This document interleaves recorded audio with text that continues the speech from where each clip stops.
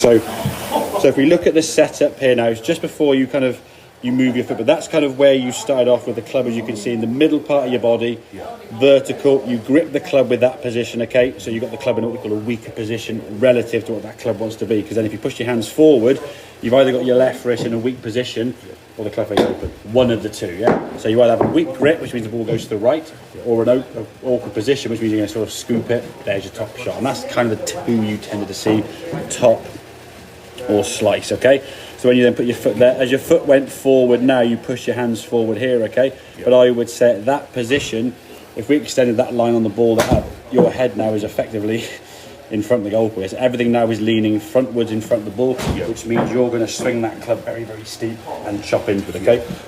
What we want to do is get your head, and that felt to you miles behind the ball, didn't it? Yeah, it's like, it was going to follow like back and 1 inch maybe at most, okay? Now, arguably your hands are maybe a little bit further forward there than we wanted to. Okay. Just on the inside, your thigh would be fine, but certainly forward at setup is going to be better, okay? Yep. But doing that to start, okay? So when you're gripping the club now, we can see if you do a line through that club shaft, yeah?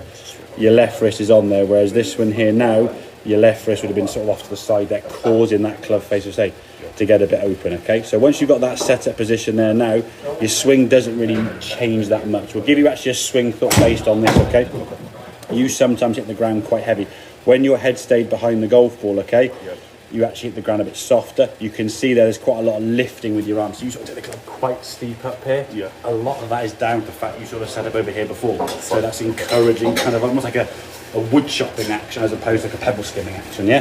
So you want that club to work a little bit shallow. It's going to come from setup. At least at impact here now, you can see where your hands are behind the golf ball there. There's basically the blur's about to happen.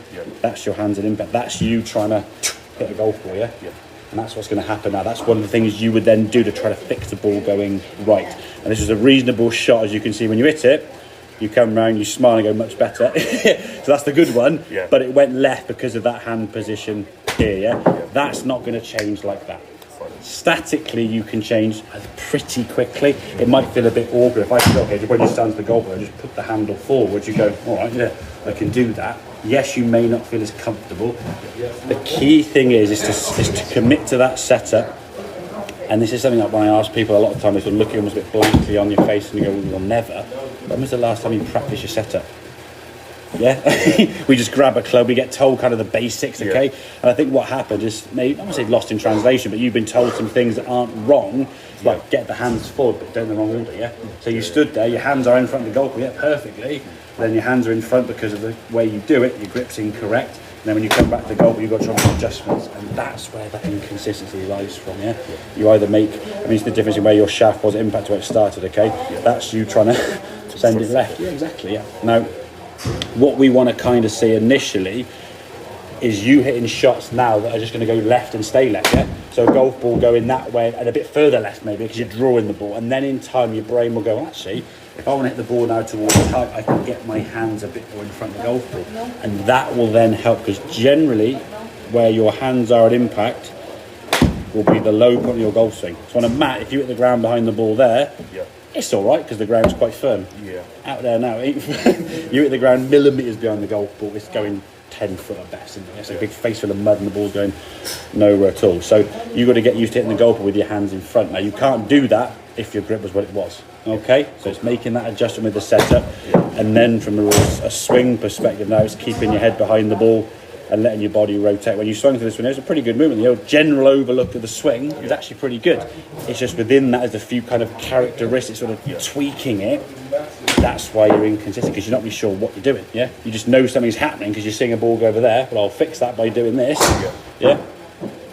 And that can cause the problems we're seeing. But again, if you stick with the same grip and something, so just get your hands in front of impact, get a better strike. That's all well and good. You get a better strike. The ball's going over there somewhere.